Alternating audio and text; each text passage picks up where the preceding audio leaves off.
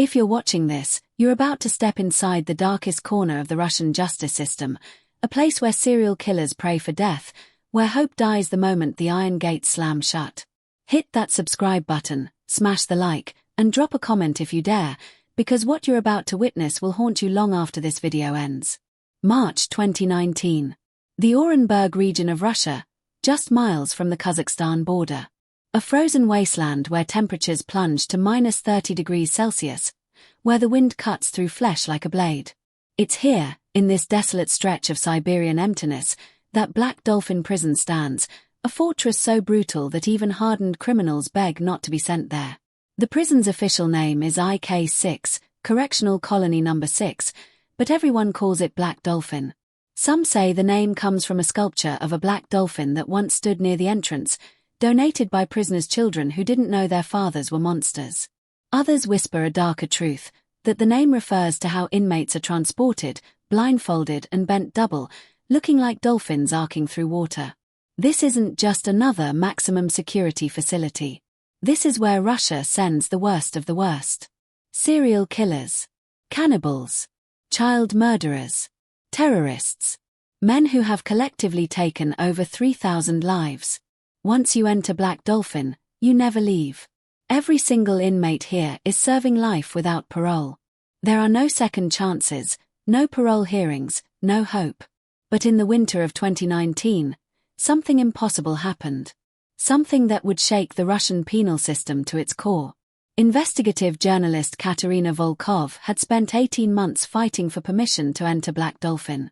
She'd exposed corruption in Moscow, uncovered human trafficking rings in St. Petersburg, but this was different. This was the story that could make her career or end it. For years, rumors had circulated about Black Dolphin. Inmates going missing. Names disappearing from records. Families receiving death certificates for prisoners who had been healthy during their last visit. The Russian Federal Penitentiary Service denied everything. Black Dolphin operates within legal parameters, they said. All deaths are properly documented and investigated. But Katerina had sources, people who had worked inside those walls, guards who couldn't sleep anymore because of what they'd seen. On March 15th, Katerina's credentials were finally approved. She would be allowed inside for 48 hours to document conditions, interview staff, and observe the daily operations. What she didn't know was that she would witness something that the Russian government had worked desperately to keep hidden. The drive to Black Dolphin took 6 hours from the nearest city. Her escort, a stone-faced officer named Dmitry Petrov, didn't speak for the entire journey. The landscape grew progressively bleaker. Trees gave way to frozen plains. Villages became ghost towns. By the time the prison appeared on the horizon, Katerina felt like she'd reached the edge of the world. Black Dolphin looked nothing like a modern prison. It was a hulking Soviet-era monstrosity, concrete walls 30 feet high, topped with razor wire that glinted in the weak winter sun. Guard towers stood at each corner, rifles visible even from a distance. This wasn't a place designed for rehabilitation. This was a tomb for living men. The intake process was dehumanizing. Strip search. Full cavity search. Metal detector. Drug-sniffing dogs. Every piece of her equipment was examined, x-rayed, tested. Her camera was approved, but only for specific areas. No recording in the cell blocks. No interviewing prisoners without supervision. No deviation from the approved route. Warden Viktor Kozlov met her in his office, a sparse room dominated by a massive desk and walls covered with commendations. He was 62, grey-haired, with eyes that had seen too much darkness. "Miss Volkov," he said in heavily accented English, "welcome to Black Dolphin. I trust you understand the rules." "Completely," Katerina replied, setting up her recording equipment. "Good. Because the men here, they are not men anymore. They are animals. And if you forget that, even for a moment, you will not leave here alive." The tour began in the administrative wing. Clean. Sterile. Bureaucratic. Guards moved with military precision. Everything was documented, logged, recorded. On paper, Black Dolphin was a model facility. But Katerina had learned long ago that the truth lived in the spaces between official records. As they moved deeper into the prison, the atmosphere changed. The air grew colder, heavier. The lights dimmed. The sounds became more unsettling.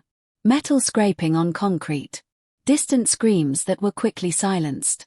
The rhythmic thud of prisoners being forced to walk bent double, hands cuffed behind their backs, faces inches from the floor. Why do they walk like that? Katerina asked, her camera capturing the hunched figures shuffling past. So they never see the face of another human being, Warden Kozlov replied without emotion. So they remember they are not human. They are numbers. They are nothing. Each cell was 2 meters by 3 meters. Concrete walls. A metal bed frame. A toilet. No windows. The doors were solid steel with a small slot for food. Prisoners spent 23 hours a day in these cells, alone in total darkness. The 1 hour of exercise was spent in a slightly larger cage, still blindfolded, still alone. Katerina interviewed guards who spoke in monotones about their work. We follow protocol. Feed them. Monitor them. Nothing more. She tried to speak with a prisoner, but the man, a former colonel who had killed 47 people, simply stared at her with empty eyes and said nothing. By evening, Katerina had enough footage for a damning report. But she needed more. She needed proof of the rumors. The missing inmates. The unexplained deaths. At 11:47 p.m., long after official hours, Katerina slipped out of her assigned room. The facility was quieter now, most guards changing shifts. She'd memorized the layout from her tour, knew where the administrative offices were. If prisoner records existed, they'd be there. She moved through shadows, her heart pounding. Every camera, every corner felt like a trap. But she made it to the records room, the door surprisingly unlocked. Inside, filing cabinets lined the walls. She pulled out her phone's flashlight, began searching. Inmate 4397. Died of heart failure, age 49. Inmate 5612. Suicide by hanging, age 53. Inmate 7891. Acute organ failure, age 46. The death certificates were all there, all properly signed by Dr. Andrei Sokolov, the prison physician. But then Katerina found something else. A separate file, unmarked, hidden behind the others.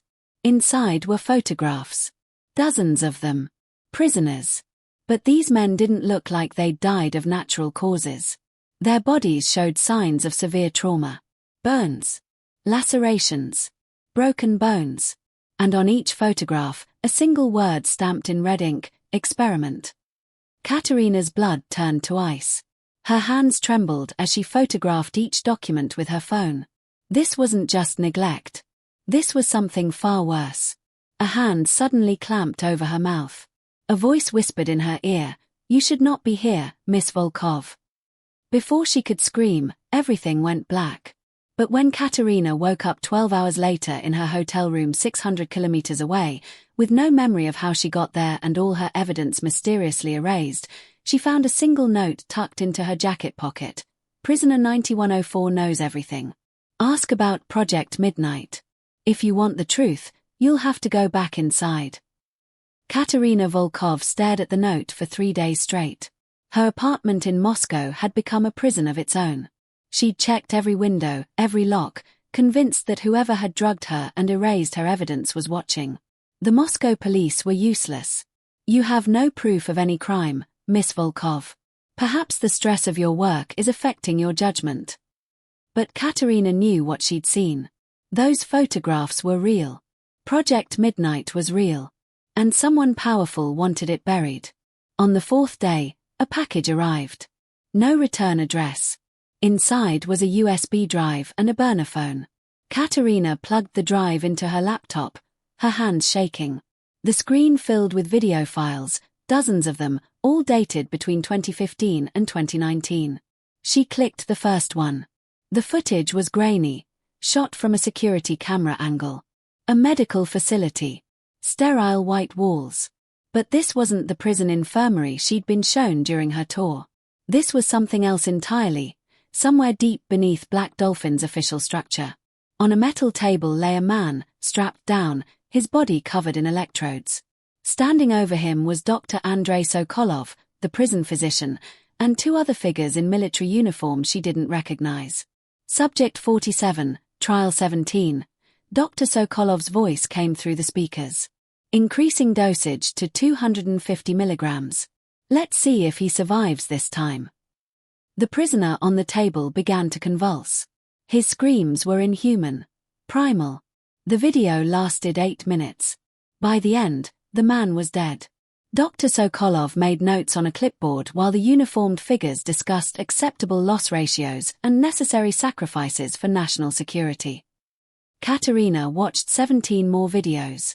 Each one showed a different prisoner. Each one ended the same way. Death. Agony.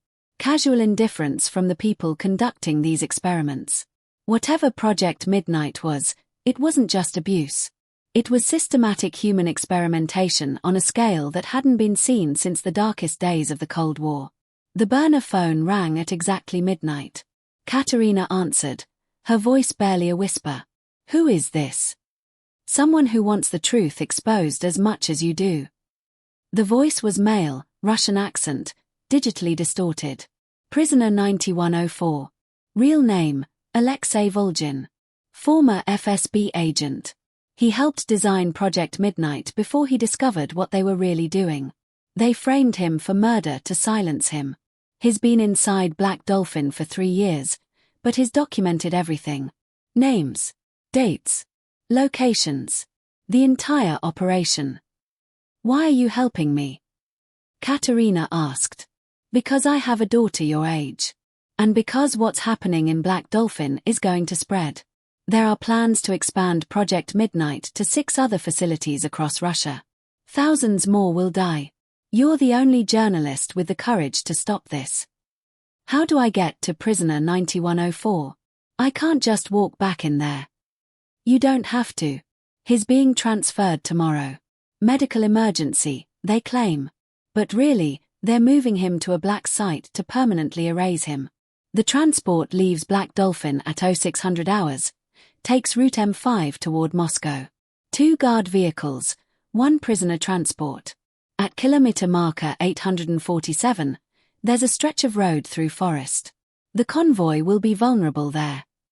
You're asking me to intercept a prison transport. That's insane. You're right. It's insane. But it's the only way. Volgin has physical evidence hidden on his body. Documents. Microfilm. Everything you need to expose this. If he reaches the black site, he disappears forever, and Project Midnight continues. The line went dead. Katerina didn't sleep that night. She made calls to her few trusted contacts. Hired a driver named Yuri, ex-military, who didn't ask questions as long as the money was good. Rented a van. Bought equipment she hoped she'd never have to use. By 4 a.m., she was on the road, racing toward kilometer marker 847. The forest was dense, snow-covered, isolated. Perfect for an ambush or a murder, depending on perspective. Yuri positioned the van on a side road, engine running, ready for a quick escape. Katerina set up her camera on a tripod, hands trembling from cold and fear. At 6:43 a.m., she heard the convoy approaching. 3 vehicles. 2 black SUVs filled with armed guards. In the middle, a reinforced prisoner transport van. They moved fast, professional, clearly aware this was a dangerous stretch of road. Katerina waited until they passed, then pulled out into the road behind them, following at a distance. What happened next would haunt her forever. At kilometer marker 849, the lead SUV exploded. A massive fireball that sent the vehicle flipping through the air, crashing into trees. The convoy screeched to a halt. Guards poured out of the remaining vehicles, weapons drawn, scanning the forest. But the attack didn't come from the forest. It came from above. A helicopter, unmarked, black, descended through the trees. Ropes dropped. 6 figures in tactical gear rappelled down, moving with military precision. They weren't there to rescue prisoner 9104. They were there to eliminate him. The firefight lasted 90 seconds. The prison guards never stood a chance. These weren't criminals or terrorists. These were professionals, special forces, likely FSB or GRU. They cut through the guards like paper, then breached the prisoner transport. Katerina filmed everything from her position 500 meters away, zoomed in, capturing faces, tactical movements, license plates. She watched as they dragged prisoner 9104 out of the van. He was barely conscious, clearly drugged, but even from this distance, she could see his mouth moving, trying to speak. The tactical team leader, a man with a scar running down his left cheek, pulled out a sidearm, pressed it against Volgin's temple. Katerina's finger hovered over the stop button on her camera, unable to look away. But then something unexpected happened. Prisoner 9104 smiled. And he detonated the explosive device he'd somehow hidden inside his own body.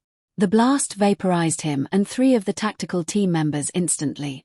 The others were thrown back, injured but alive. Chaos erupted.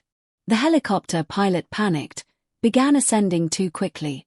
In the confusion, something fell from Volgin's disintegrated body. A small metallic object, glinting in the snow. Katerina didn't think. She ran. Yuri screamed at her to stop, but she sprinted through the snow toward the massacre site. The surviving tactical team members were regrouping, trying to secure the area. She had maybe 30 seconds before they saw her.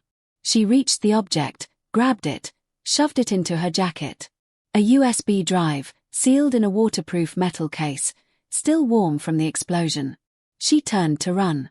That's when she saw him. The team leader with the scar, standing 20 feet away, gun raised, aimed directly at her head. Their eyes met. He should have pulled the trigger. Mission protocol demanded it. No witnesses. But he didn't. Instead, he spoke 2 words that made Katerina's blood freeze. Run, Katia. He knew her name. He knew her childhood nickname that only family used. Before she could process this, he fired 3 shots into the air, giving her cover to escape while shouting to his team that the shooter was in the forest. Katerina ran faster than she'd ever run in her life, reaching Yuri's van, screaming at him to drive. They were 15 kilometers away when she finally looked at the USB drive. Engraved on the side were 6 words that would lead her to the darkest truth yet. Your father didn't die in 1997. Katerina's hands wouldn't stop shaking as she inserted the USB drive into her laptop. Yuri drove in silence, taking back roads toward Moscow, checking mirrors every 30 seconds. They both knew the people behind Project Midnight wouldn't stop hunting them. But nothing could have prepared Katerina for what appeared on her screen. The first file was a video, dated December 1997. Her father, Viktor Volkov, sat in what looked like an interrogation room. But he wasn't being questioned. He was the one giving orders. The timestamp showed it was recorded 3 days after his official death, the car accident that had destroyed her childhood, the funeral with the closed casket she'd cried over for years. Project Midnight, Phase 1 initiated, her father said to the camera, his voice cold, professional, nothing like the warm man who'd read her bedtime stories. We've identified 32 prisoners suitable for initial testing.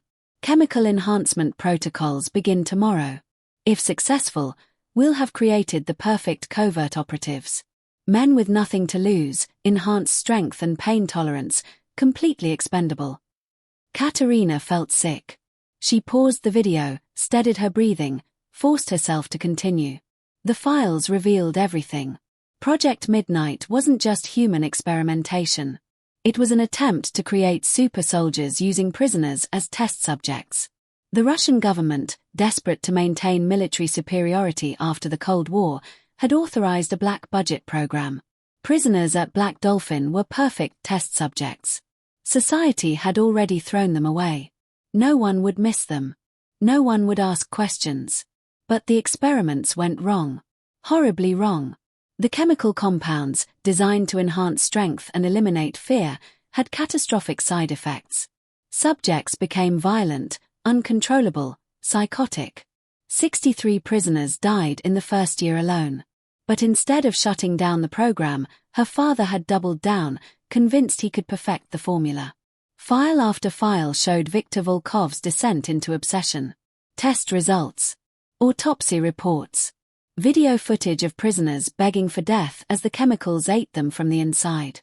And through it all, her father's notes, clinical and detached, treating human beings like laboratory rats. Then Katerina found the file that explained everything. Dated March 2019, just days before her first visit to Black Dolphin. A memo from her father to the current program director. My daughter is getting too close. She's obtained clearance to enter the facility. I've tried to stop her investigation through official channels, but she's persistent. If she discovers Project Midnight, the entire operation will be exposed. I'm authorizing Protocol Severin. Bring her in. Show her just enough to scare her, then release her with false memories. Make her think she's paranoid. Discredit her. But someone inside the program had other plans. Someone had given her the real evidence, led her to prisoner 9104, set up the entire chain of events. And Katerina realized with growing horror who that someone was. Alexei Volgin, prisoner 9104, wasn't framed by the FSB. He'd voluntarily entered Black Dolphin as an undercover agent, working to expose Project Midnight from the inside. The murder conviction was real, but self-inflicted. He'd killed a corrupt official involved in the program, knowing it would get him sent to Black Dolphin, giving him access to evidence that couldn't be obtained any other way.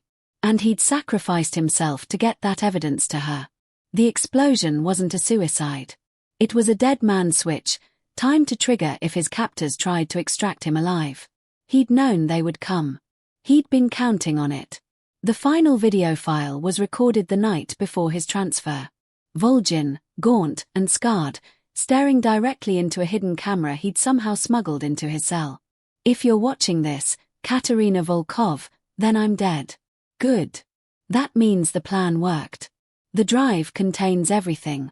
Names, dates, financial records, experimental protocols, all of it. But most importantly, it contains the list. Project Midnight isn't just operating in Black Dolphin anymore. It's expanded to 9 facilities across Russia, Belarus, and Ukraine. Over 400 prisoners are currently being used as test subjects. And the program is about to go international. Volgin leaned closer to the camera, his voice dropping to a whisper.